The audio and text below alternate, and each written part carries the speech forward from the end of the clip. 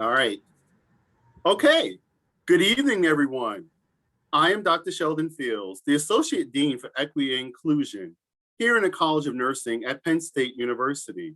And I want to welcome you all to our program this evening entitled Beyond Nightingale, Current and Future Perspectives on the Need for Diversity, Equity, Inclusion in Nursing.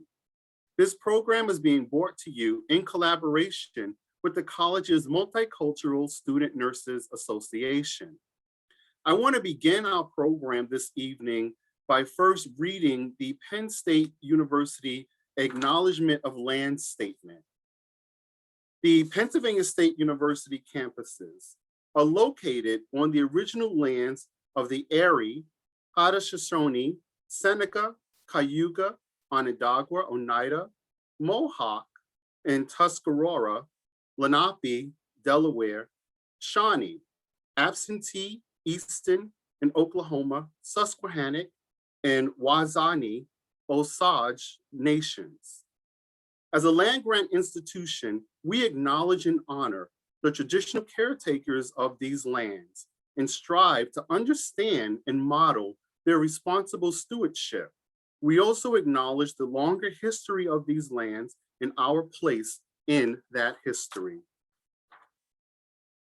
I also now want to go ahead and invite the Dean of the College of Nursing, Dr. Laurie Bagsett, to come with greetings on behalf of our college. Gotta unmute. Hello, everyone, and welcome to our program tonight. The College of Nursing is so pleased to have all of you joining us, and we are really excited for this panel.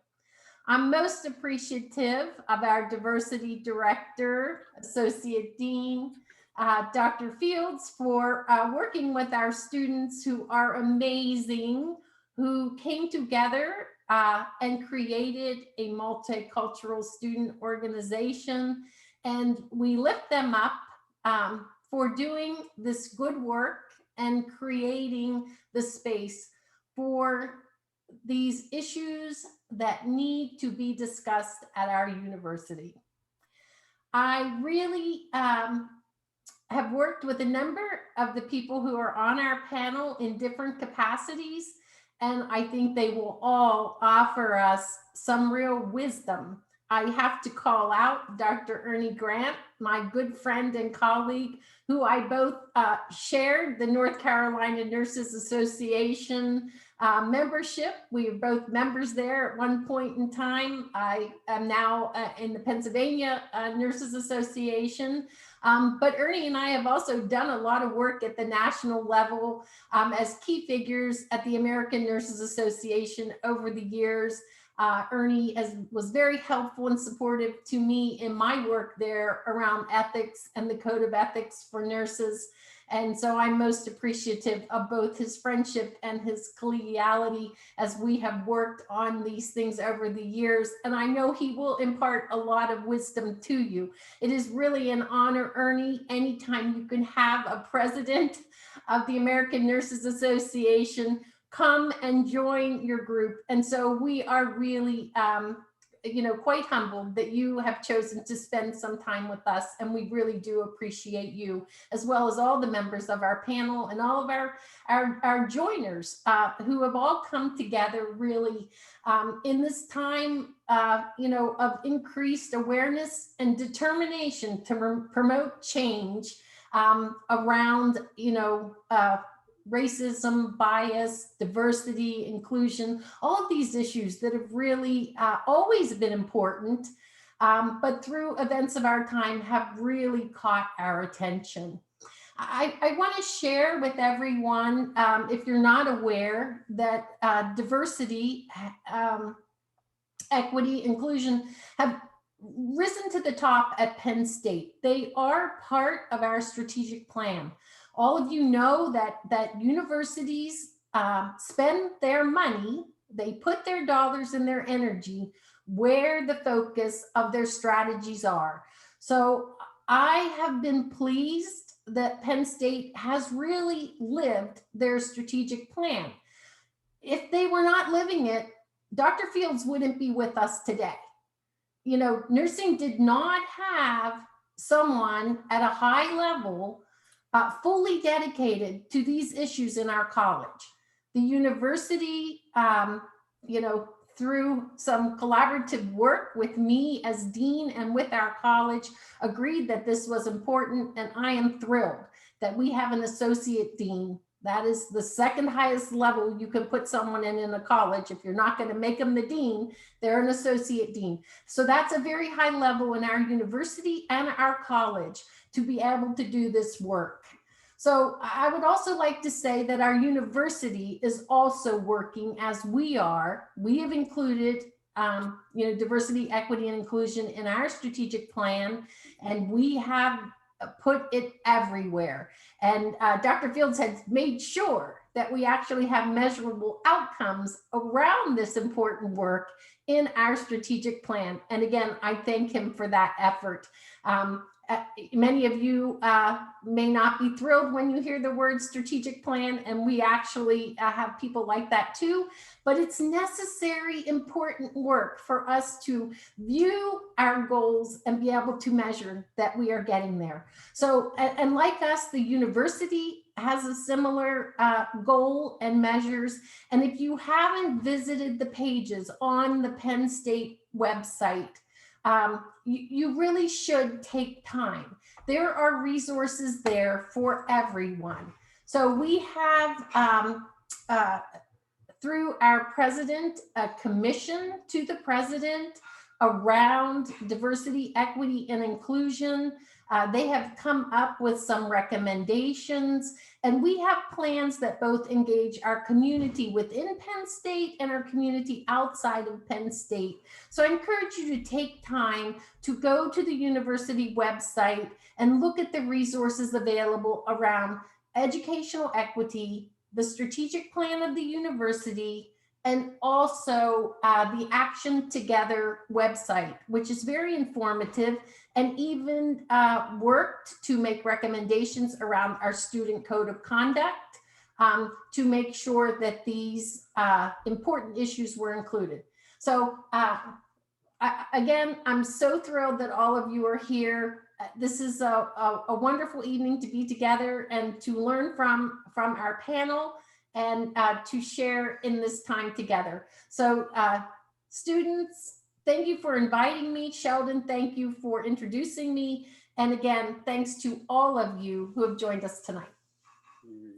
Thank you very much, Dean Bagsett. We are truly honored that you're here with us as well. And as well as all of you here, there are over 60 people in the room, and we are very excited about that turnout because working with the students to put this together, they were very excited about being able to do this. So what I want to now go ahead and do is I want to introduce our two moderators for the program this evening, who will then introduce our guest panelists and commence with the rest of our program. I first want to introduce Kezia Malanga. She is a third-year nursing student from Malawi, Africa. She is the current vice president of the Multicultural Student Nurses Association.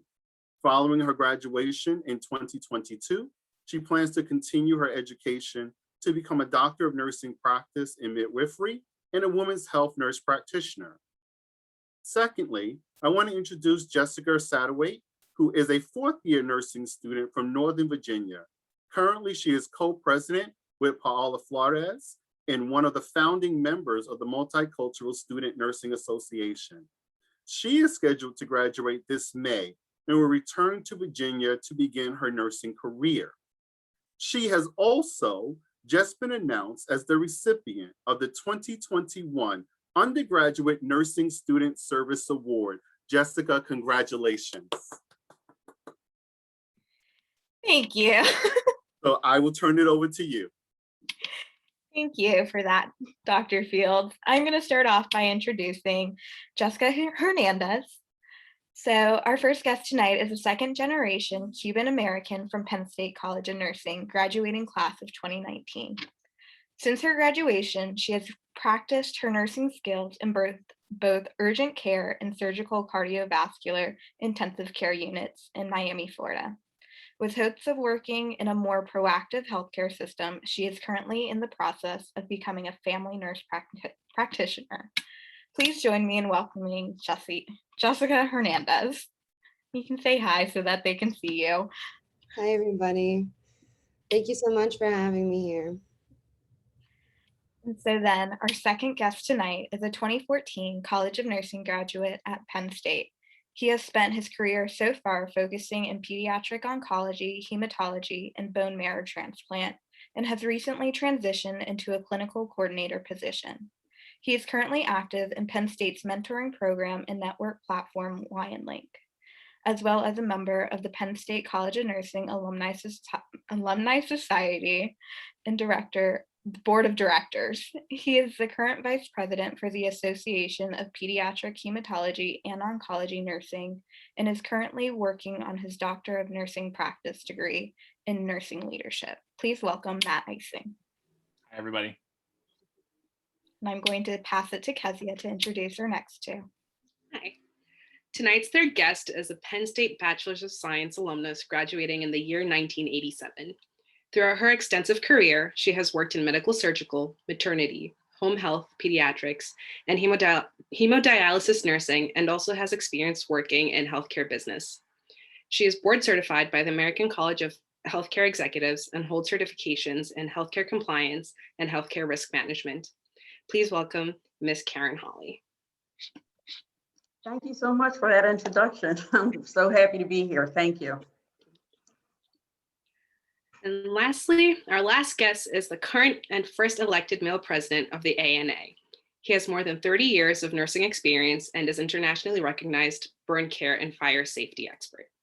He is a former chair of the National Fire Protection Association Board of Directors and served as an executive on the American Burn Association Board of Trustees. In 2002, he was recognized by President George W. Bush with the Nurse of the Year Award for his work with burn victims from the World Trade Center on 9/11. He has also been honored with the Honorary Nursing Practice Award by the American Nurses Association. Please welcome me in welcoming Dr. Ernest Grant. Thank you. Delighted to be here. Now we are going to have each panelist in the order that they were introduced answer the central question for tonight. And that central question is, what is your perspective on the needs for diversity, equity, and inclusion in nursing? And Jessica Hernandez is going to take the floor. Hi, everybody. Thank you for that introduction from both Jessica and Kezia for all the introduction for the panelists. I am beyond honored to be involved in this group and this panel amongst some amazing nurses and people. Additionally, I would like to thank everybody from Penn State. Penn State has always given me amazing opportunities, and I'm truly grateful for being here right now. So a little bit about myself. As Jessica said, I am a second generation Cuban American. I was born and raised here in Miami, Florida, which is where I'm currently having my Zoom meeting from. It's nice outside. I got 80-degree weather, unlike Penn State where I was before.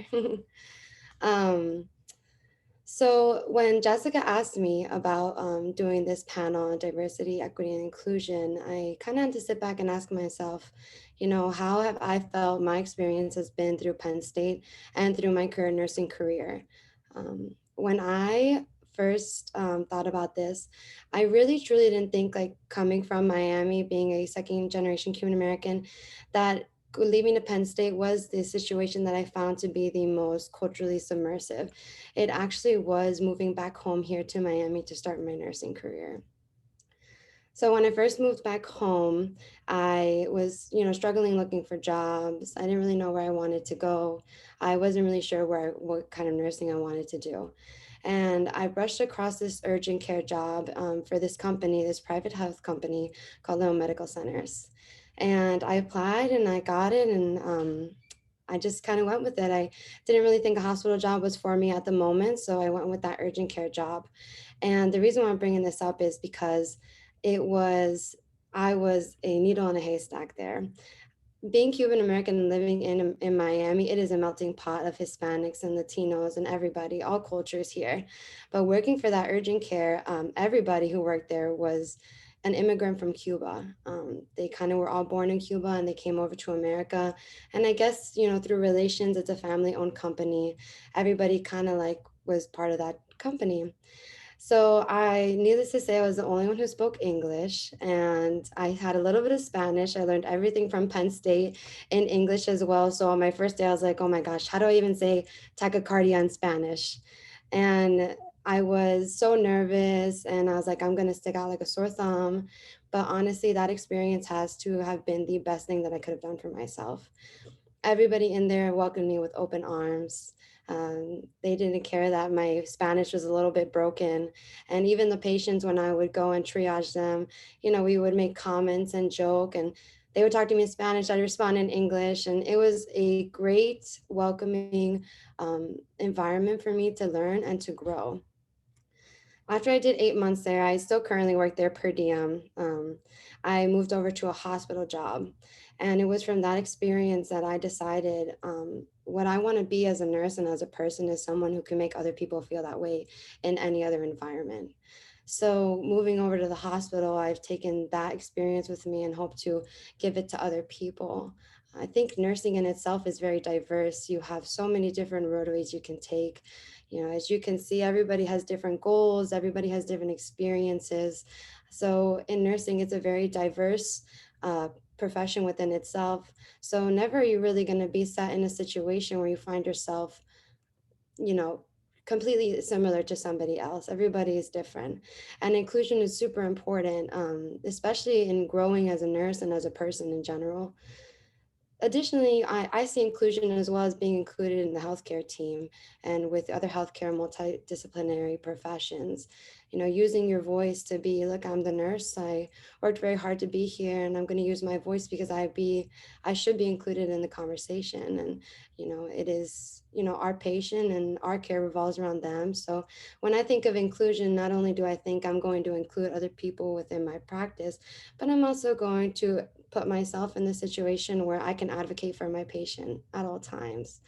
And I definitely think maybe that's my personality. Sometimes, you know, it's hard to be confident and be like, not that I'm super confident, but it's hard to say, you know, I deserve to be here and I deserve to be in this conversation. But I think definitely through understanding how hard you've worked and, you know, every opportunity is an opportunity and take advantage of it. That's what I think when I think of diversity, equity, inclusion. There's always a place for you. There's never going to be somebody in your similar roadways. You're always going to come across people who are different, and, you know, just be who you are and use your uniqueness to your advantage and move forward and accept everybody. And that's what I have to say. Yeah. Thank you, Jessica. We will transition to Matt next for the same central question. Hi, everyone. So I would like to start off by just reading a quote from the 2008 Robert Wood Johnson Institute of Medicine report that says, although nurses need to develop the ability to communicate and interact with people from different backgrounds, the demographic characteristics of the nursing workforce should be closer to those of the population at large to foster better interaction and communication. From my perspective, you know, this is how we're centralizing how we want to recruit future nurses and how we look at Penn State when we want a diverse and inclusive, I guess, university, and in order to treat the same, you know, populations as the, I guess, the community at large. When it comes to Penn State, I would say that my time there and when it comes to diversity and inclusion was relatively limited. You know, when you go into a university in central Pennsylvania, the demographics of Penn State when it comes to minority groups sit at 5.6% Black, 6.4% Asian, and then Hispanic is 7.65%. When you look at the national average or the national percentages, we have 12.8% Black, 18.4% Hispanic, and Asians at 5.7%. So although there is some progress there, if you could comparatively to other universities, there's still some room to make up some ground, which makes preparing myself in that environment when it comes to diverse and inclusive environments or people or populations there, it was limited. I think the one thing that pushed me to work with diverse patients or diverse people, or learn from diverse individuals, and learn to be cultural competent, which is one thing that is taught to us at Penn State, was to personally go out of my way and immerse myself in other cultures in order to learn the different perspectives and different viewpoints of individuals. I was lucky enough to have a few male nursing friends while I was at Penn State, which were respectively Puerto Rican, and the other one was Mexican. So I got the opportunity to be immersed in the different cultures there, as well as my background and where I'm from in Jersey City, New Jersey, where I grew up in the small minority there of white individuals who grew up in that town. So it prepared me through personal experiences, and also going out of my way to meet individuals who weren't like myself. And I feel like that prepared me to learn different cultures, learn different ways of doing things, or understanding how there are different perspectives when it comes to different people, and also the way different races react to certain things. As we know in nursing, there's different scales when it comes to race, when it comes to pain, how it can correlate with your race on how you react to a certain stimuli or a certain injury, and how that's perceived to a nurse. But yeah, I think I learned a good bit going through my time at Penn State, although limited when it came to the population. But I feel that Penn State did try their best to create a cultural competent curriculum, and educate us in those different ways, so we're prepared for the general diverse populations that we do see today out in the world.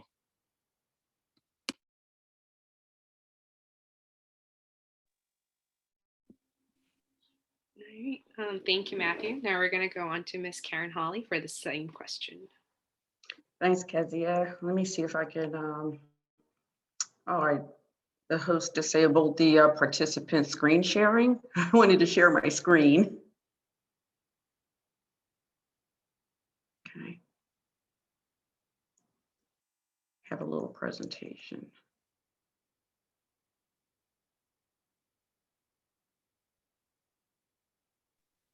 You should be able to now. Says host disabled participant screen sharing. Well, Try one more time. It just clicked it. okay. There we go. There we go. Awesome. Great. Okay, here we go. All right. Just wanted to share this. I think I'm going back after I got out of Penn State and started a nursing career, and got about 2 years in my nursing career. And this kind of helped give me a little perspective on the importance of diversity, equity, inclusion in nursing. So I'll just tell a little story about my experience when I was a floor nurse on a maternity unit on night shift, and how things went as far as a gift. So I'm starting off with the SOAP note. Some of the older nurses might know about the SOAP note.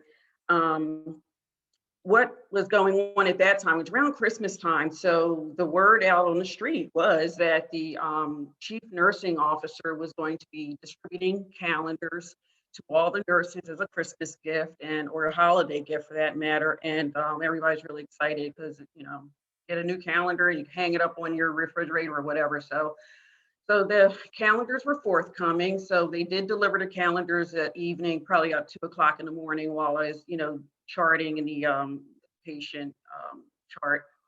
And I'm looking through the calendar and just looking at all the pictures, all these wonderful nurses. You've got 12 months, full of nurses doing all sorts of, different specialties. You've got OR, maternal child health, hemodialysis, med surg, all these wonderful nurses throughout the whole 12 months.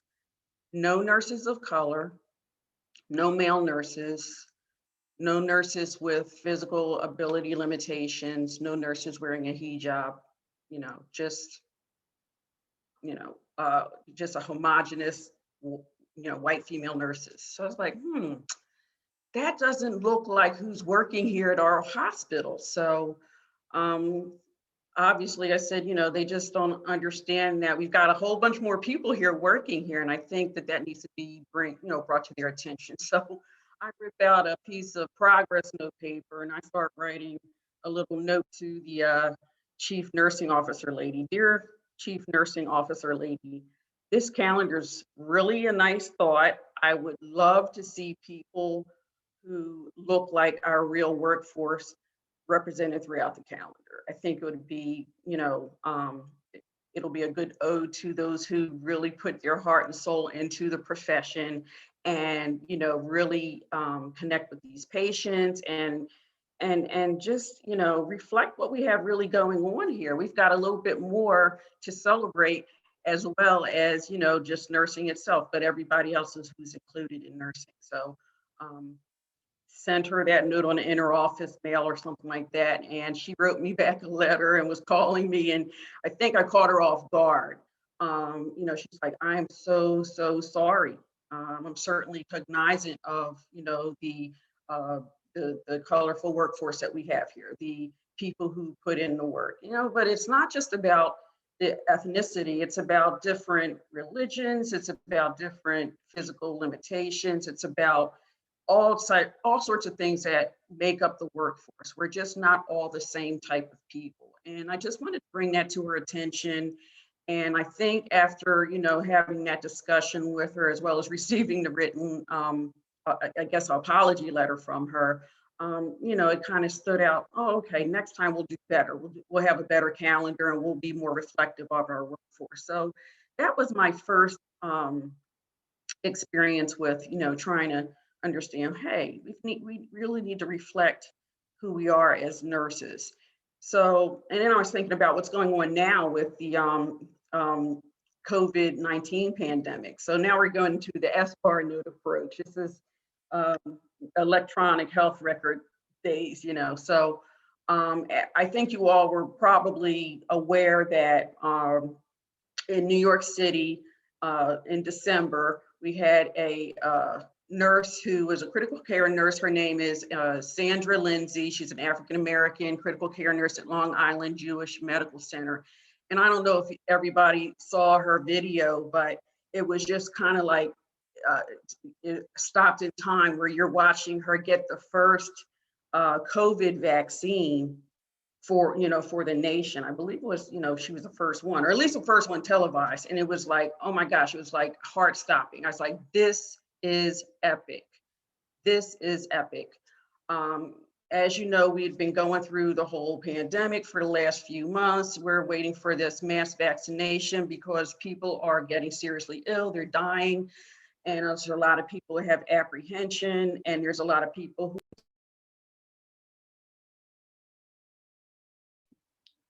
Hey, Karen, I think you accidentally muted yourself. Okay, I'm sorry. Where did I leave off? Anyway, there I am. I'm just sitting here thinking about, the apprehension and anticipation of the vaccine. So you've got healthcare workers who are very nervous about it, but at the same time, you have healthcare workers who are anticipating the vaccine. And you have higher levels of apprehension that are noted in non-white populations. So, this is what's going on in the United States, and we're kind of, trying to get to a place where we're going to be safer, we're going to get these vaccines, we're going to have to talk people into why, benefit them, et cetera. So in my assessment, I watched that as an African-American nurse stood as an example to colleagues and the general public to encourage vaccination and embrace those steps towards health equity. And it kind of stood out to me because not only is this person a nurse, they're influencing their colleagues or professional colleagues to, move forward for, vaccination, as well as minority groups see this person. It's like, oh, okay, if she's going to do it, I think it might be safe enough for me to step forward. And, it's so important for health equity to see nurses who look like us in the community and bring forth, healthcare that speaks to the conditions of what's going on in the community. So, when you're going into a doctor's office or when you're going into a hospital, it's so important, for people to see people who look like them and are taking care of people. So, my recommendation is to continue to highlight nurses of diverse ethnic, religious, and gender identification, physical ability limitations, et cetera, and backgrounds as advocates in health equity. These folks can really push forward, the healthcare needs of the community more so than anybody else. And this in turn should encourage similar groups of lay people to consider nursing as a profession for personal career growth and influence community involvement towards health equity. And that's for today and going forward. And, I know I wanted to shout out my Penn State colleagues as well as my VNA health group colleagues who are on the call. We certainly are advocates for all the nursing initiatives that go on in the community, but just being able to appreciate the diversity of our workforce and being able to push the agenda that, we're trying to make sure that people are getting better care and getting care from people who are like them in the community, I think is very important. So, and I'm not going to keep going, but I just wanted to share that with you, and I hope that might be a informative discussion for you. Thank you. Thank you very much for that lovely presentation. And lastly, we'll take it to Dr. Ernest Grant. Thank you, Kezia, and to Dean Bagsett, to Dr. Fields, and the rest of the faculty and staff of the Penn State College of Nursing, to my fellow panelists, and also the guests that are in the audience, and most importantly, the students who I call the future of the profession. I thank you for having me. It's indeed an honor to be here to talk about this very important question that is before us. I think the prior panelists who spoke really did an excellent job in laying the groundwork for the importance of why there needs to be diversity, equity, and inclusion in nursing. I set as my first priority, my number one goal when I became president of ANA 2 years ago, my first priority was to promote efforts that would increase the diversity of nursing, because I firmly believe that nursing should be reflective of the people that we serve. And as we know, this country is becoming, the demographics is changing. We are becoming more brown. And obviously, one of the things that, that needs to happen, and I think of when I was at the bedside, when family members were either in the hospital or whatever, you looked around for someone who looked like you, particularly if it was your very first time being hospitalized. I can think back to an elderly lady that I provided care for right at the beginning of my career back in the 70s. And yes, I'm that old, but it was an elderly Black lady who was admitted to this med-surg floor that I was working on, and dietary had delivered a tray to her and had set it on her bedside table and just walked out. She didn't know what to do, and and I walked in the room and I said, "Are you not going to have?" I think it was lunch, and she goes, "Well, I didn't know." She says, "I didn't know if they fed people at this hospital or not." Well, she named the hospital, but I won't say. And but this is her first time, just being hospitalized. But the fact that I, as a African-American nurse, a fellow African-American, could sit down, talk with her and help her through the dilemma that she was having, even 40 years ago, meant that this was a problem and has continued to be a problem. So I made it part of my goal that as I continued my nursing career to try to do whatever I can. And as some of the fellow panelists has mentioned, calling attention to that. A lot of times, our colleagues may have blinders on. They don't recognize that people from different ethnicities, different nationalities, different cultures, that they need to be recognized, and we need to embrace who they are, because obviously they contribute to to society as a whole as well. One of my favorite things to do for when I speak with a lot of deans and directors of various nursing programs is to try to get them to do this little exercise. You pull up to your building, your nursing school building. You get out of your car, but today you are not a white dean. You are a person of color. Doesn't matter which color you want to choose, but you are a person of color. And as you walk through your school of nursing or college of nursing or department of nursing, I want you to think about it as if you were that student of color who is thinking about coming to your school as a student. So what do they see when they're walking the halls? What's reflected back? Do they see someone who looks like themselves as they perhaps maybe are introduced to faculty? Do they see someone that that they could perhaps identify with? And if so, what is the rank of that person? Are they an instructor? Are they adjunct faculty? Or are they perhaps a full professor? When you look on the walls, what do you see? What kind of pictures are hanging there?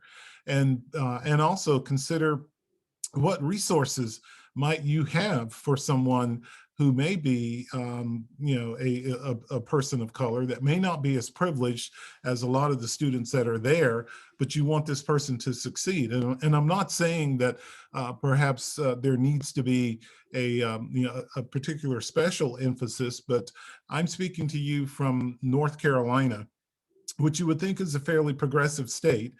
But in some areas of North Carolina, they still use dial-up in order to access the internet. Okay, so if I was a student in one of those counties where there's a nursing program, to know that I have to use dial-up, or that maybe I have to go to a local McDonald's or something like that to access their Wi-Fi so that I can keep up with my other colleagues. Those are things that we need to think about as far as when we're trying to level the playing field. The other thing I encourage them to do as well is to ask themselves, from that perspective, what can I do to either promote diversity, equity, and inclusion within the university setting, and then subsequently have that influence within the community as well. I believe both Jessica and I want to say Kezia, but you're one of the moderators. But that was addressed. What kind of a community influence can we have? Because that's where we're going to begin to promote change, and acceptance is at the community level. And as nurses, who better than nurses to do that? We're the ones who, as we're the most trusted profession. We're the ones that people are going to, to look to or to come to with questions, and how we answer those questions, how we deal with those particular situations that we may encounter either in the acute care setting, out in the out in the community, or maybe at your state capitol or up on Capitol Hill making policies. That's what's going to be the driver of change. So I would say that, from my perspective, there is a need to, to do this, not only because we as a society is changing, but it's only right. It's the right thing to do, and to call attention to it so that it is addressed and is recognized is extremely important. So I'm going to stop right there so we can have a lot of time for some dialogue. I'd like the opportunity to talk a lot about what we at ANA are doing with some of our other nurse colleagues in order to address this particular issue as well. So hopefully the time will be allotted that we can talk about that. So thank you for the opportunity to sort of break the ice a little bit. Thank you, Dr. Gran, and thank you for each of our panelists answering that central question. We're going to start off with our first question for Jessica Hernandez, and that is, what was your experience like being a Latino nursing student at Penn State? Okay, So definitely my experience when I first was going up to Penn State, coming from Miami, I didn't know anybody. I was super nervous. I was, oh my God, who am I going to talk to and where am I going to fit in? There's Penn State in all is a very large school, and I was pleasantly surprised to have felt so welcomed. My College of Nursing class of 2019, we clicked very fast. I felt accepted by everyone, not only by my classmates, but also my professors. To this day, I still feel, like it was an amazing experience. And I felt like I was able to bring to the table a little bit of my perspective being a human American.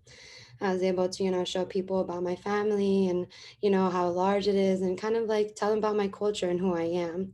And even to this day, well, obviously with COVID, but before COVID, I had my friends come down and I'd take them out to dinner and I'd show them a little bit about who I am and my lifestyle.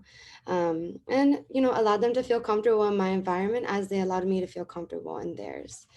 Um, Not only my classmates, but also my professors. Even to this day, I got a message, a perfect example from my previous professor, Marianne Ventura, before this. And she was so excited that I was a part of this. And it truly made me feel so welcomed and blessed. And I appreciate her for every opportunity she's given me. And, we've kind of kept that connection, not only her, but other professors out there. If I can just say, like, my experience at Penn State was amazing. I was happy that I was able to bring my uniqueness to the table and feel comfortable in an environment to grow as a person and as a nurse. I hope the situation for others is the same. And if not, if you don't feel so comfortable, I encourage you to speak up and talk, because there are people who will listen and there are people who are going to accept everything that you have to say, and there are people who are going to be there for you. So just everything good about Penn State. I loved it. For those that don't know, she was also a Don family chair. And so we're going to go to Matt. And our first question for him is, how did your time at Penn State prepare you to work with diverse and inclusive patient populations?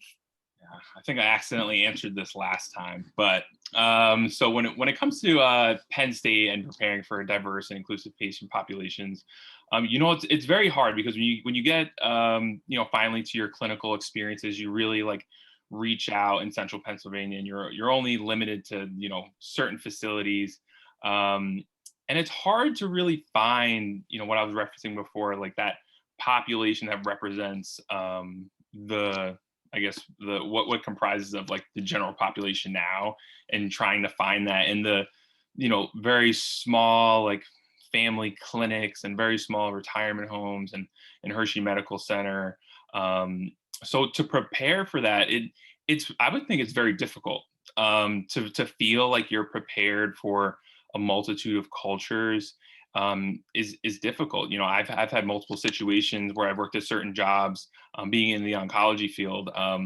There was a family of Muslim descent who it was a woman who was diagnosed with sort of cancer, and since in that culture the man basically oversees or is basically in charge of the woman, the husband wouldn't allow the woman to know what was wrong with her.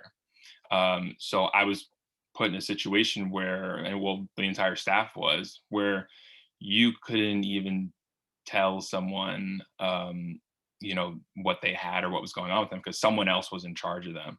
So those are instances like that where there's different cultures and different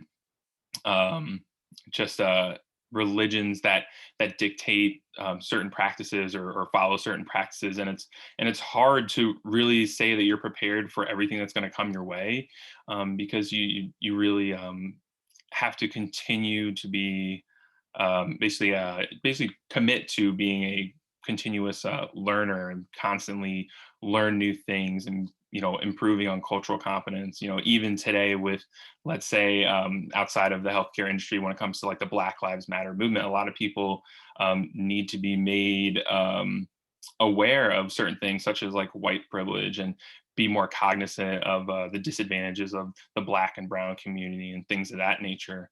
So, I feel like I've learned a lot along the way, and I could still learn more. And I feel like Penn State definitely kicked me off in the right direction.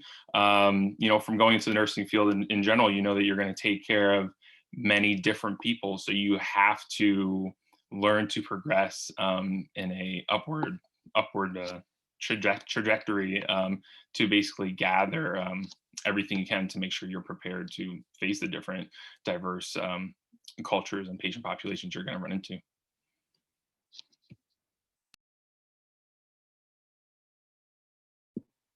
Thank you, Matt.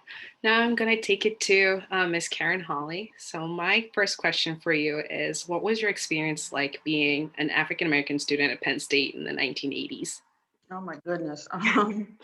When I was at school at Penn State, well, then it was the College of Human Development. It wasn't the College of Nursing, so it's a little bit different. I was the only African-American person in my rotation, so it made it made me grow as far as understanding different cultures, my roommates and the people who I went to clinicals with, who I went to Hershey Medical Center, and all the rotations, throughout Sandra County, or whatever, to learn how to reach out, because I was really kind of painfully shy as a college student coming in, but learning how to develop relationships with people who are not like myself, and coming out of my own comfort zone as a person who, African-American. I grew up in the city, and now we're out in the middle of cow country, and there's, just learning how to communicate with people, make friends, collaborate on things and learn about each other and get along, because you never know, these people might be able to help you a little bit further down the line. Especially like one of my friends, I was like, this is so good. I made friends with somebody who actually lived right outside of Philadelphia, so I could always get a ride home. So, that was so important to me, because otherwise, it's like, if I don't feel like I can step out of my comfort zone and my culture and reach out to somebody, I'd probably be at, Penn State still, because I couldn't get home. So just, it was a growth opportunity for me to learn and to be able to reach out to others and appreciate their differences, and how I can help them, how they can help me. So that's what I kind of pulled out of being an African-American female in the nursing program at that time. Thank you very much for your answer. And now I'm going to ask Dr. Grant. Can you share with us your diversity, equity, and inclusion vision as president of the ANA, as well as your commission on racism? Oh, fantastic. Thank you for the opportunity to do that. One of the things that, as I stated, my number one goal when I was elected president was to increase the diversity of nursing. And so in order to do that, you have to have a plan, so to speak, and, and how are you going to go about doing that plan? Part of that also is getting members of your board and your state nurses association and other nurses who may or may not be members of ANA to go along with that. So one of the things that has actually whereas we have started that, and part of it was through speaking with deans and directors of various nursing programs and talking to them about specifically increasing their diversity presence within their programs. Maybe adding a few more slots or seats or whatever else to make sure that was done. The other portion of that, obviously, though, was as a result of the death of George Floyd and other African Americans that have died at the hands of the police. That has shot up our social justice and equity perspective. And so, as a result of that, our board of directors passed a resolution to specifically address that, that issue, because we as nurses, we recognize that we have to, part of our code of ethics is that everyone deserves to have human rights. They, deserve to be protected by that. And that as nurses, we see people for who they are, and we meet them where they are on their journey. So as a result of that, with the assistance of the board, we decided, in recognizing that nursing itself has racism that is embedded in it. I can tell you about experiences that I've had, growing up, not only by, patients that I may have cared for, but also my fellow nurse colleagues, which can create, a very difficult environment with which to come in. So we decided that, no, we needed to address this issue right away. And one of the ways to do that was to create a commission to address racism in nursing. And we knew that in order to do this, we needed to partner with other nursing organizations, and in particularly the minority nursing organizations. But the emphasis that we wanted to make certain too was that this would not be ANA's initiative, but it would be all of the nursing organizations' initiative. So we're fortunate enough to co-chair with the National Black Nurses Association, the National Association of Hispanic Nurses, the National Coalition of Ethnic Minority Nurses Association are the co-leads, but we also have members from the Asian American Pacific Islanders, Native Americans, the Indian American Nurses Association. There's a total of 18 different minority nursing organizations that are working on this commission with the goal, obviously, as we said, to try to address racism and end it within nursing. On the very first day that this commission met, I mentioned to them that we can't expect to change the culture of the profession until we clean our own house. And I had to recognize that ANA has a history, a past history itself of practicing racism. If you go back and look at your history, you will notice that it was quite a while before African Americans, they could have membership within ANA, but they could not hold office. And to give you an example, ANA turns 125 this year. I'm only the third African American to serve as president, and as was mentioned, the first male, but only the third African American to serve as president. There's something wrong with that picture, and to my knowledge, there's not been any other minority that has been there, to serve as president. So one of the things that I have told him is that we need to clean our own house, and I have instructed our staff to begin to look at our past history as we look forward to ANA addressing that topic and start the reconciliation process, and that will eventually end with a public apology. But we got to do our work to get that going. But the commission itself also, one of the ways that we're beginning to address how we're going to address racism within nursing is using it under the model of ANA's scope and practice standards, which addresses education, because it needs to start with new students. It also will address or look at it in the clinical practice area, because you need to address what's going on now, and stop the hostile work environment that may be going on as you are, or perhaps being bullied by your colleagues. It needs to address research, and also needs to address policy. And through all of that, we're going to feed administration and/or leadership in those areas.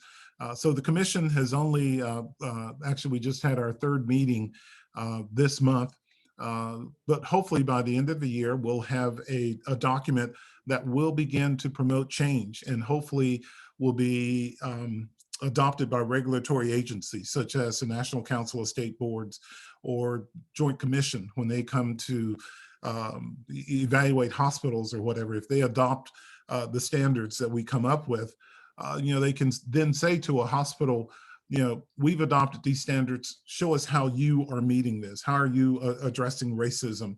So that hopefully and it's going to be a living document, obviously updated every other year or so, that will begin to bring about change. It will change how nursing textbooks are being written and how we will approach things, which will eventually perhaps change things when you go to, when new students go to write their NCLEX exam. You won't have the stereotype that is there. And of course, trying to also drive down, I'm sure everyone has probably heard the old adage, nurses eat their young. Just because you were harassed doesn't mean that you have to do that for the next person. And one of the things I always tell students is to ask them, why are you doing this to me? What did I do to you? You're going to have to be the change that you want to see done. And that's why I love working with students, is that you're that change agent, and you're the person who can change that person who thinks that everybody that comes on the unit has to jump through the same hoops that you did. Just because you were harassed doesn't mean that you get to continue to do that. You need to be that change agent. So those are just some of the ways that we're trying to address racism within the profession, and hopefully be that change that we want to see. Thank you for that, Dr. Grant. And as a follow-up to that, we had one question from one of the attendees. When you get there, and it's, do you have any suggestions for how current PSU College of Nursing faculty can make minoritized groups feel more included during their time here in nursing school? And this goes to all of the panelists.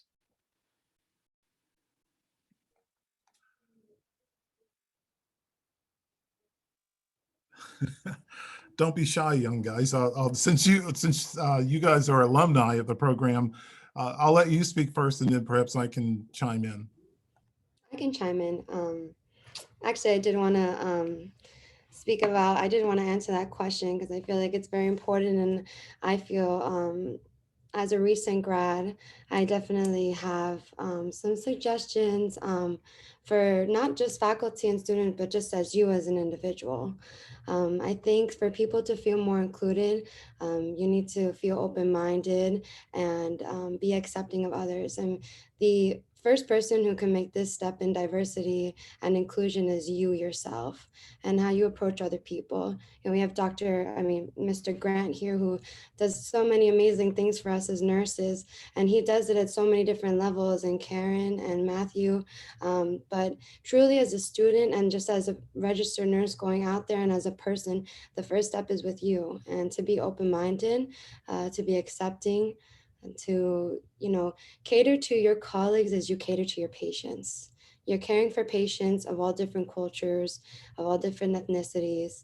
So taking that structure and moving it not only guided towards your patient, but towards your, fellow colleagues, your students, because we're all here for one goal in the end, and that is to, care for our patients, do better, advocate, help, heal. And how can you do that if you're fighting each other? You gotta include and encourage and, be open to listening. So that's what I have to say in response to both faculty, students. Julia, I see that you asked what you can do as a white female nursing student.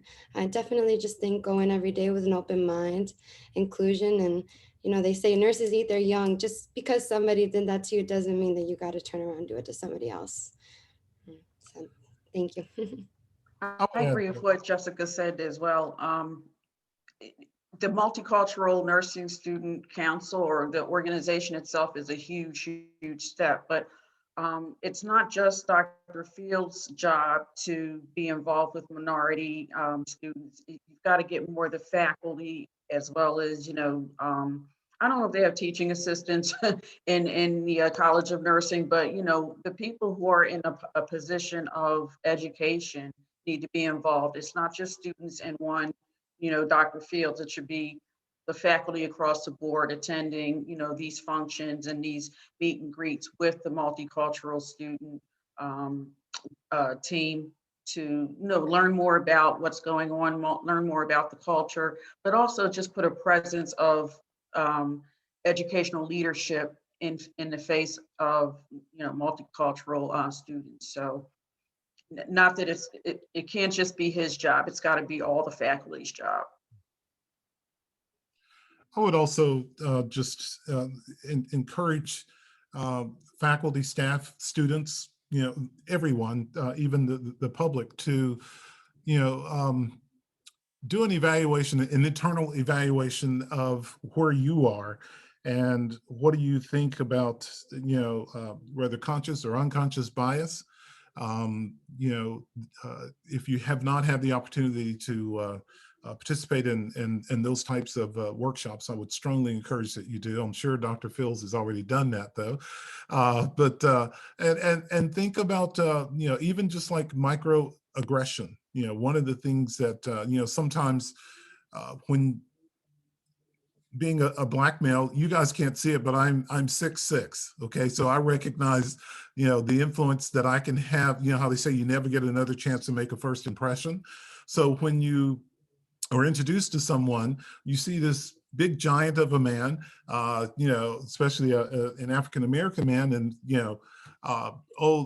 maybe you're going to hurt me or something, as far as, even just with a simple handshake. And then when they find out that you're a nurse, it's like, oh, really? Well, where did you go to school? I mean, why should I have to justify where I went to school when I say I'm a nurse, or if it's on my badge, registered nurse, or things of that sort.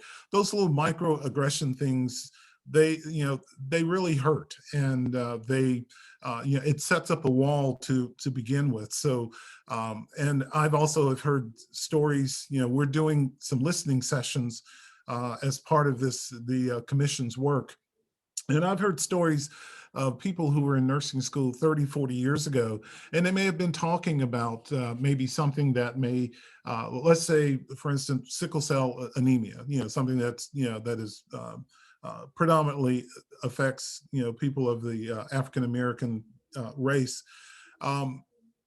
They may be talking about something like that, but then if it's a white instructor, they turn to a black student and say, well, what's this like? Or what, they're applying a stereotype, which should not be done. I mean, if you don't know the answer, you look for it, or try to think of other ways, but you don't just automatically assume that because I have a person of color in my class, I can, turn to this person and they're going to be able to answer this question for me.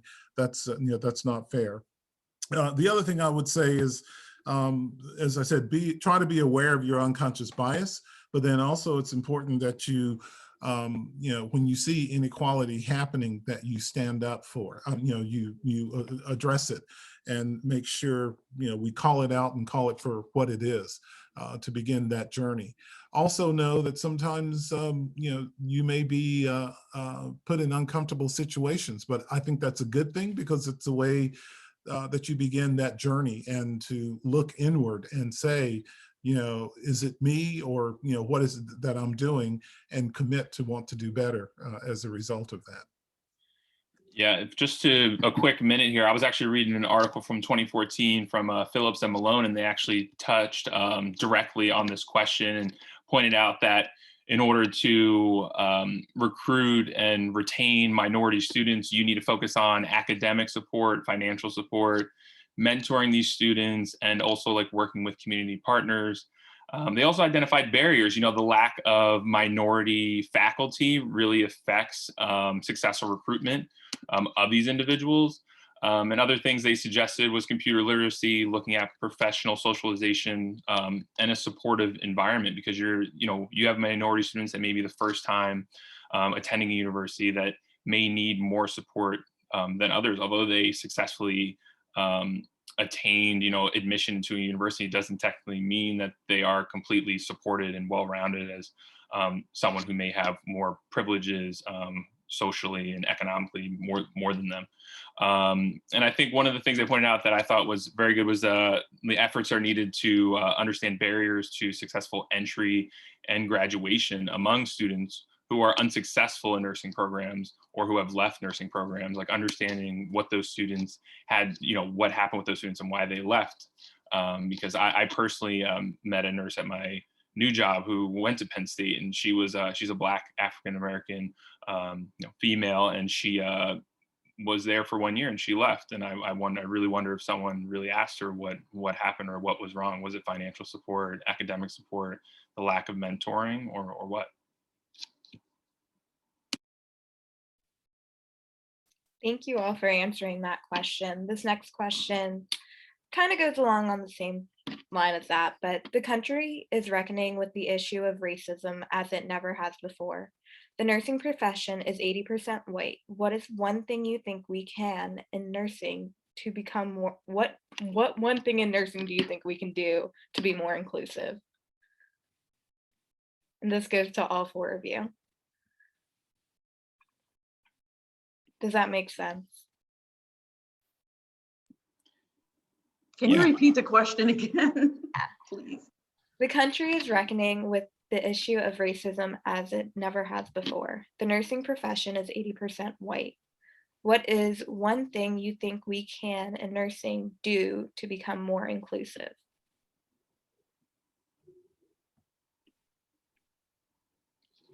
I'll start. I mean, I think the one thing we can do is, have the nursing population reflect the greater population. Again, we're in a profession that's predominantly white females, with a male population of, let's see, the last thing I looked at was in 2018, it was surveyed that 9.6% of the nursing workforce was men.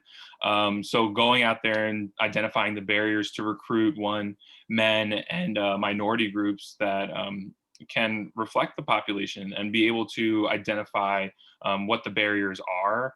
To me, I've felt, well, recently in the last year, though, the way you can do this is community outreach and targeting younger populations in high schools and early on in the process to encourage them that they can be nursing, and this is a viable field with many different opportunities, career-wise, as well as monetary-wise. This is very tangible and sustainable career, for anyone's lifestyle, in the long-term perspective.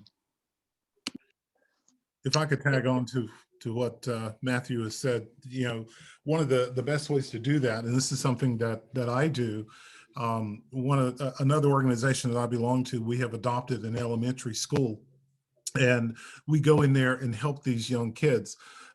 So when there's a kid who, maybe a Black kid, maybe a Hispanic kid or whatever else, but like I said, I'm 6'6". So they see this guy and they say, oh, well, if he's a nurse, maybe I could be a nurse. We could talk about, those STEM courses that students are encouraged to take, and talk about how nursing, relies on that as well. Not everyone perhaps is going to be, an engineer or a rocket scientist, but I do know nurses who, who do work for NASA. So, setting those examples as well. I think setting up, other mentorship programs to help foster, again, it starts in elementary school, because by the time they're in high school, you've already lost them. So you need to start planting that seed, right then and there. I think also, for nurses who are in the work environment right now, in the workforce, setting up leadership opportunities or leadership academies, so that if it is a minority nurse who maybe wants to become assistant nurse manager or nurse manager, or director of a service line or whatever, they should be a system in place to help mentor that person along, or to give them the leadership skills that they need.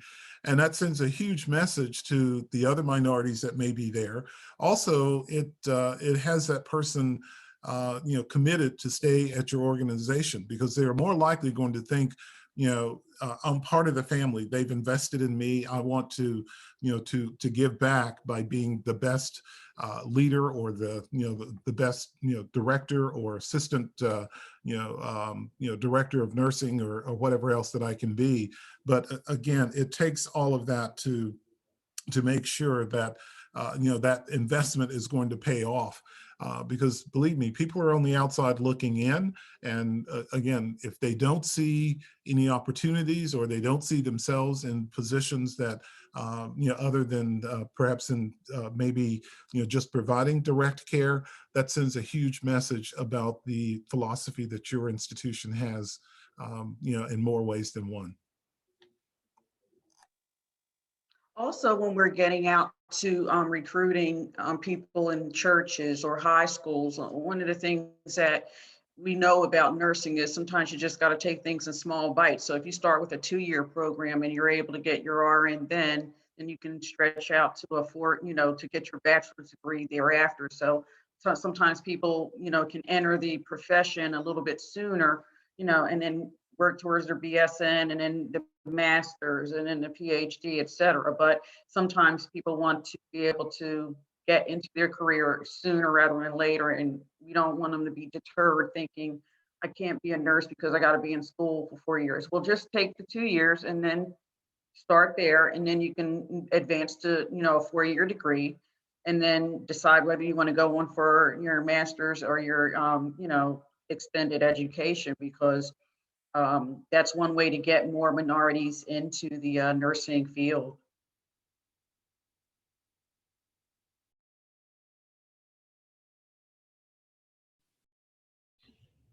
I guess I'm the last one here to make a comment about this. But I think my panelists, they said it all. And really, I couldn't agree more with everything that they had to say. I do think that reaching out to the younger population is a fantastic idea. I think some people might think that nursing is just bedside, but nursing is not just bedside. It's so many opportunities, different things that you can do. I think opening people's eyes to what you can do as a nurse and who you can be and is really important. Additionally, Mr. Grand, you were saying before, speaking up and having diversity in leadership. I'm currently, trying to speak up for myself at work and, trying to get leadership roles and, trying to take on better, stronger, more critical patients. And I'm currently, right now putting my work in to try and, make my voice heard and, get the opportunities, hopefully, So it's all about taking it day by day, staying positive, staying open-minded, and making sure that you're advocating for you and yourself. And yeah. Thank you to all our panelists for that, your wonderful responses. I have another question for all of you guys. The past year with the COVID pandemic has impacted us all, and especially for those of us in nursing school and our seniors especially. So what advice would you give, especially to students of color as we are about to enter the field?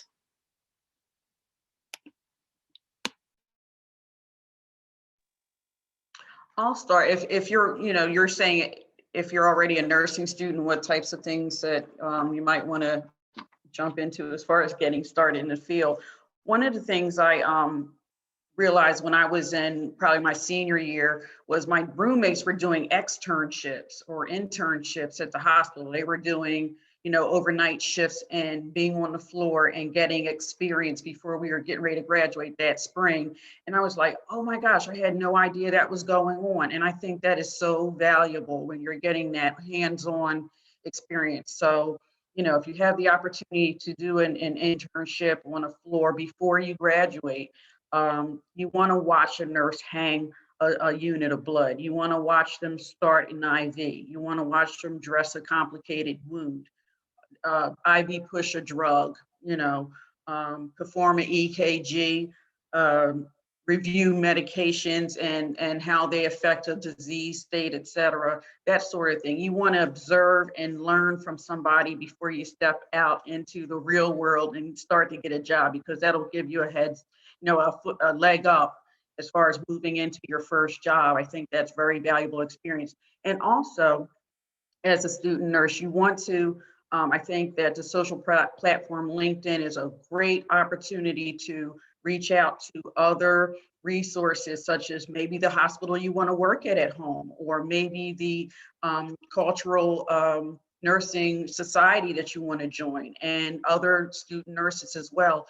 And then follow those nursing leaders who are putting out articles or posts and things like that that might interest you. So I think that's really important to reach outside yourself and observe nursing hands-on, so that you have a leg up when you're going into your first job, but also use your professional social platform in order to learn and to gather information and to network with others. I think Karen has given some excellent advice. I would only add to that to say that, when you are employed, you are going to be assigned a preceptor. You may or may not get along with that person, but and of course, one of the things that's important is to let them know how you learn best. Are you one of those persons who can just hear someone talk about it and do it, or are you hands-on, or a combination of that? But a lot of that will help decrease a lot of stress that you may have with that person.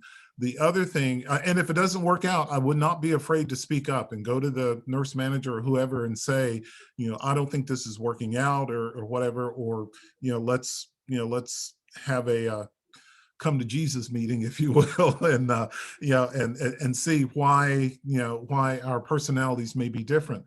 Even if you do have a preceptor that things work out very well, I would strongly encourage you to get a one or two mentors that are outside of your work environment as well. Maybe you may go to church or synagogue or whatever with another nurse. Maybe use that person, or as Karen mentioned, going on LinkedIn is really great. Even as busy as I am, I have 5 people right now that I'm mentoring at different things. They're either in in a BSN program, one's in an associate program, a couple are in graduate schools, a couple of or entrepreneurs. But still, it's it's important that you you have someone that you can turn to that's outside of the work environment, that you can use as a sounding block, so to speak, and and get their advice as well.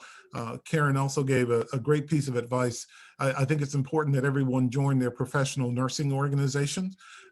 Usually I tell people there's probably 3, a minimum of 3 that you would need to join. One is your state nurses association. The other is your national organization, and the third is your specialty organization, because between all 3 of those, you're going to get everything covered, that as far as what may be going on within the profession, and in particularly in the area that you're practicing in. But it's extremely important that you not only join, but become an active member. It's one thing to have your name on the roll. It's another thing to be an active member, because that's when people are going to start coming to you and helping you along and helping you to understand how to work around this one or that one, or things of that sort. They're going to be basing it on their life experiences as well, but it's a great way to to network and get to know people in various settings. So that would be my 2 cents to add to what Karen has said. Yeah, and I have great advice for everyone that's here. I echo everything that Karen and Dr. Grant are saying, but I would say the best thing you can do at Penn State, which is in abundance, is your resources. So we have the whole Bank of America Career Center that you can utilize. We do, there's mock interviews there. You can get your resume touched up. I find it way too often that people are way too confident in their Googling skills when it comes to their resume, and that the first resume they found up with a picture in the right-hand corner and a bunch of green or red design going down it is exactly how resumes look. I would say, use your resources. Go to these mock interviews. Don't be ashamed. Don't let someone shame you because you're going above and beyond. Get your resume looked at. At Penn State, we have the Lion Link community. You could reach out to people like me and gain those, find a mentor, network, and use those things like LinkedIn and Lion Link. And then through the College of Nursing, the Penn State Alumni Society Board of Directors, we created a whole mentoring program that you can directly find a nursing mentor that fits who you are.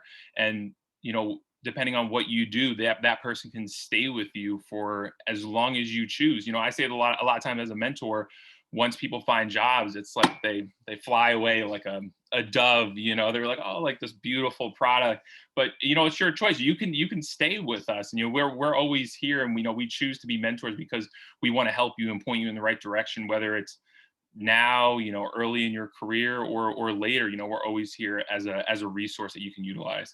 I would say, along with organizations that you can join, that's great advice, Dr. Grant and Karen. And I would also say nurse magazines. I mean, I'm part of this nursing management magazine that puts out great stuff.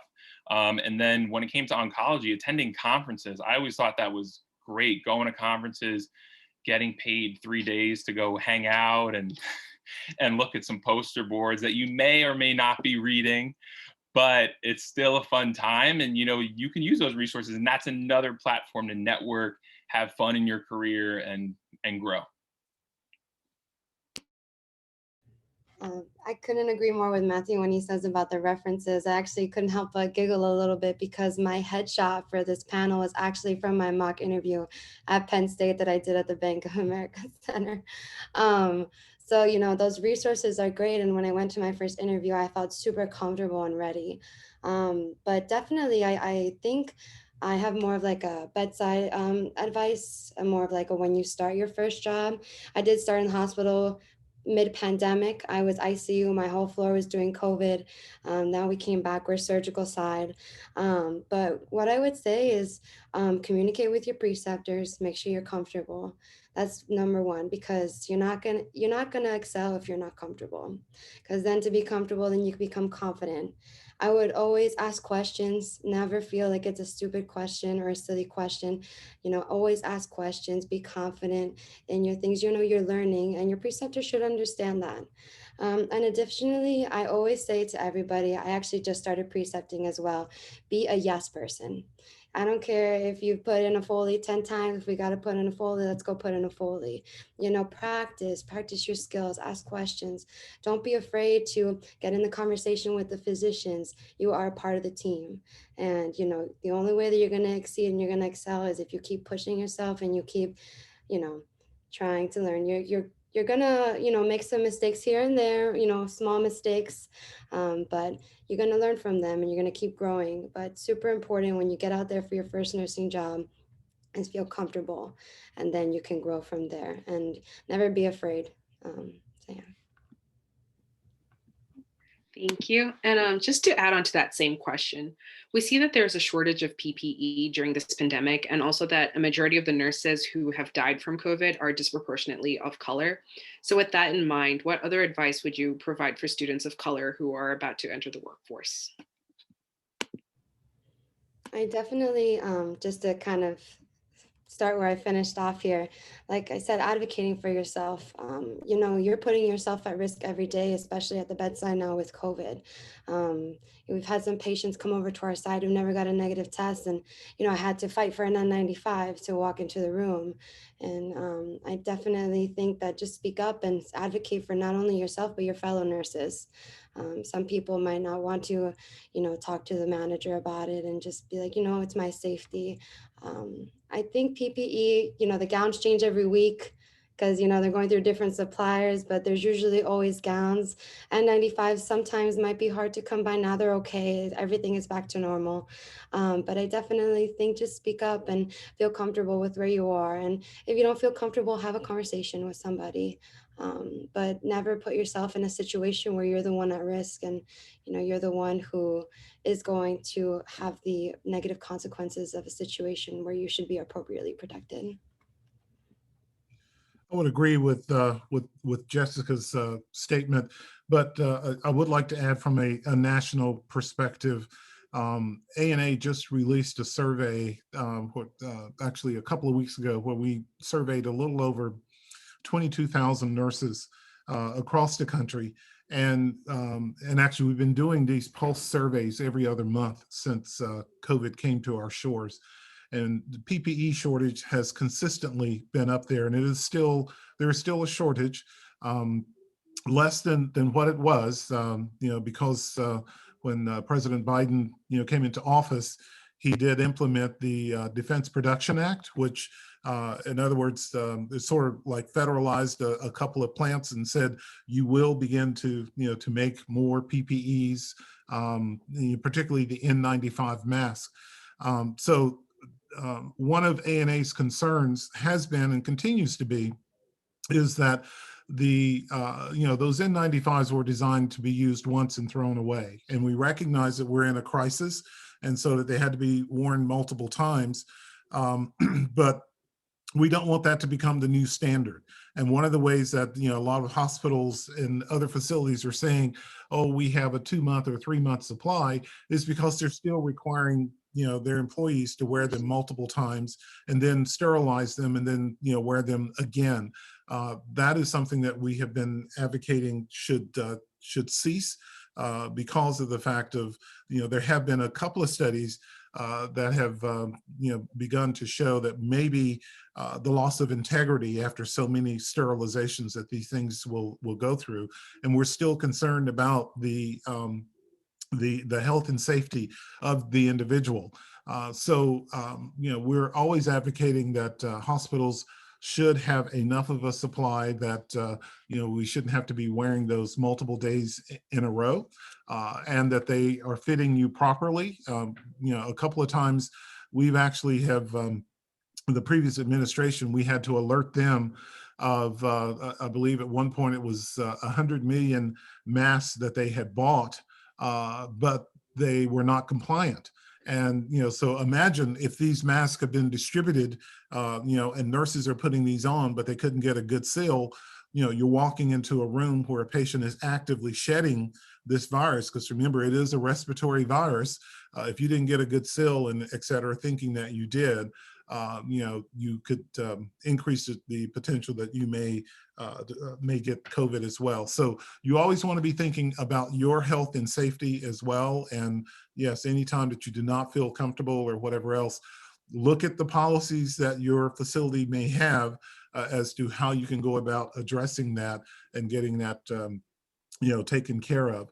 And again, we're still trying our best to make sure that there is enough supplies coming through the pipeline. Definitely has increased since President Biden has taken office, and hopefully that will continue. But you definitely want to make certain, if I were a new nurse coming on, like that and et cetera, you definitely want to make sure that you yourself are protected. We've documented, I think, a little over, 580 nurses have died as a direct result of contacting COVID while providing care for someone. And a little over 3,500 healthcare personnel, that's doctors, nurses, respiratory therapists, lab technicians, whatever, have died this past year as a direct result of catching COVID from someone who who was actively shedding in a healthcare facility. And even one death is one death too many. Yeah. To add to that, just for a quick minute, the American Nursing Association, which was put out a document or a piece of literature saying that the suicide rates among nurses, men and women, are higher than the general population. And so when it comes to minority nurses and nurses, as a very minority in the health profession, we need to protect our minority nurses and all of our nurses to lessen the death toll when it comes to our profession. To me, the best PPE, although a personal health decision, is going to be a vaccine. You just think people are in a lab working closely and stopped everything they were doing to create something that they could put in your body to then give you almost like a basically a shining layer of armor to protect you against this. Although there is a possibility you can still get the virus, you will not progress to a certain state and you'll be protected. That's the one thing I can advise. And we all know, if you've seen Social Experience, what was it, Social Dilemma on Netflix, was it disinformation spreads 6 or 7 times faster, this is a rough quote, 6 or 7 times faster than real information. So if you're questioning that, maybe question it some more and see if you could find the right answer. Matthew, actually, if I could also add, your comment there just reminded me of something else I wanted to say, and I jotted it down and failed to do that. But we do know that minority nurses are the ones who, again, another study that ANA did, and it showed that minority nurses were more likely to contract COVID because they were the ones who were assigned to take care of a COVID patient. And in particularly, mostly nurses from the Philippines had a higher rate of contracting that because they were, they had a white nurse who was probably the charge nurse. And as they made out the assignments, they went to the Black and brown nurses and, other nurses of color to take care of the patients who had active COVID.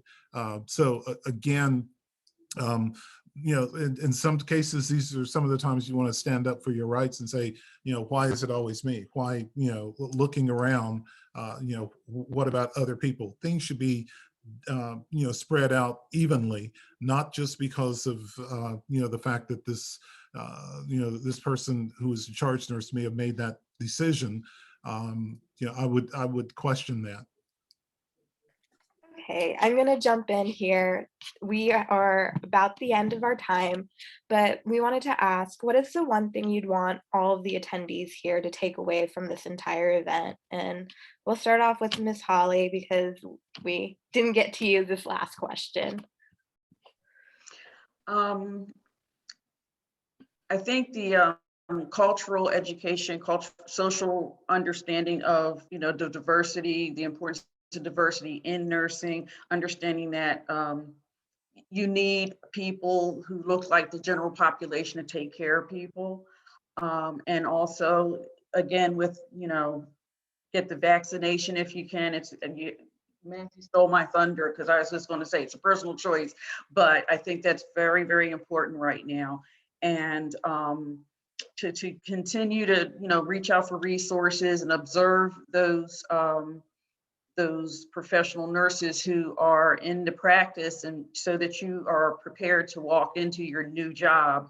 Oh yeah, I've had that experience before. I've observed something, just to gather up your skills. So just a little bit of this vaccination, cultural education and awareness, and obtaining skills.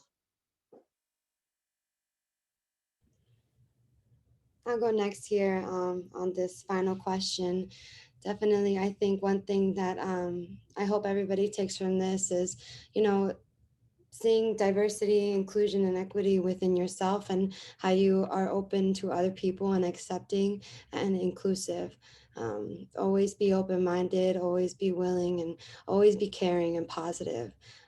I hope everybody feels that way in this nursing environment, and I hope moving forward into the profession, you can now radiate that into this field.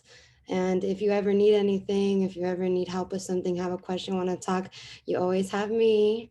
I know there are plenty of people here, but you can always look me up on Facebook or anything, and I'll always be here, as many of my other colleagues. So thank you so much for having me, and I really appreciate this community and Penn State College of Nursing.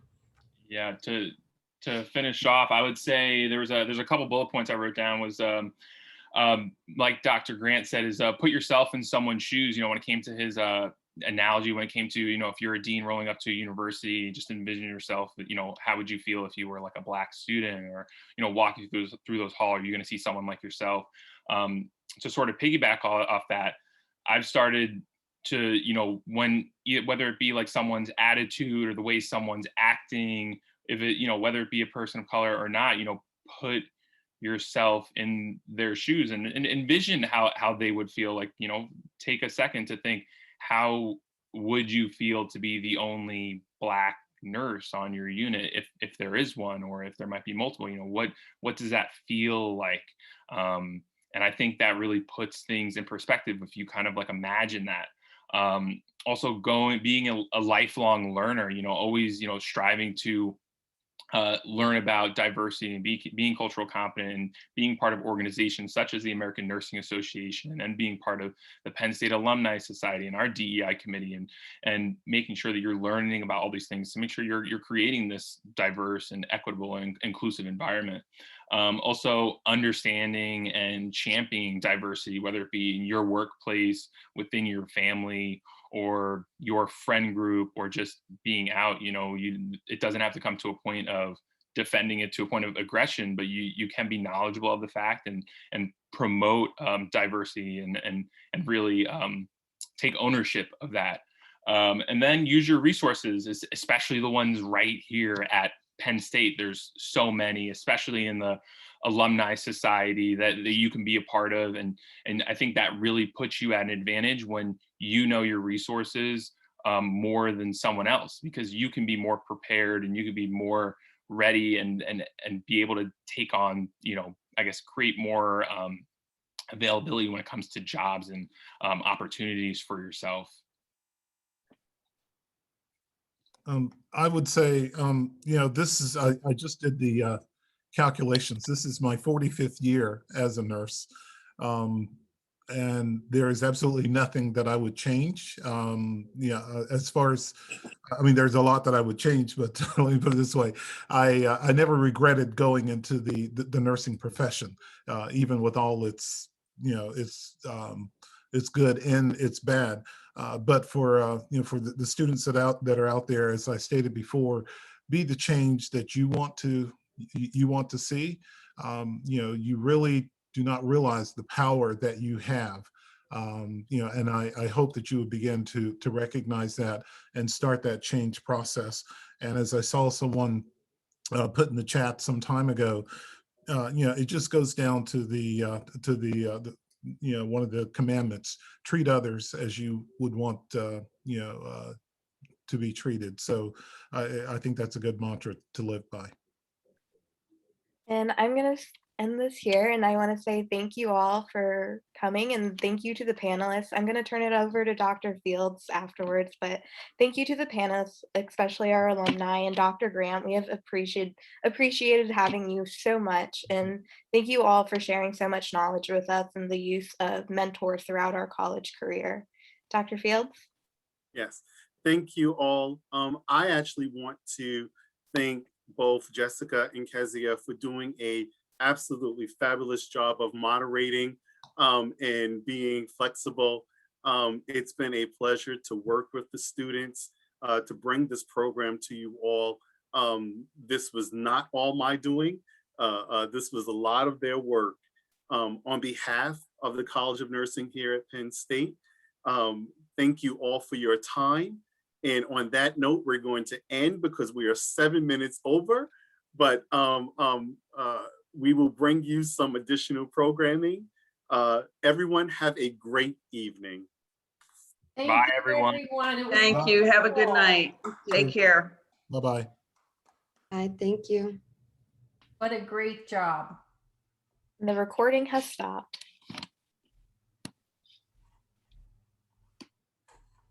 We're just going to stay on for just a minute so we can, you can let everyone else exit out and we can exit them out as well. Sheldon, I just want to say before you exit me out, you had over 75 people in attendance. I don't know if you saw that at one point, which was just wonderful. Yep, I did see the high, yes. Yeah, so that was really wonderful. And most of them were still on, you lost some at 7, which I'm sure, I know some of them had class and others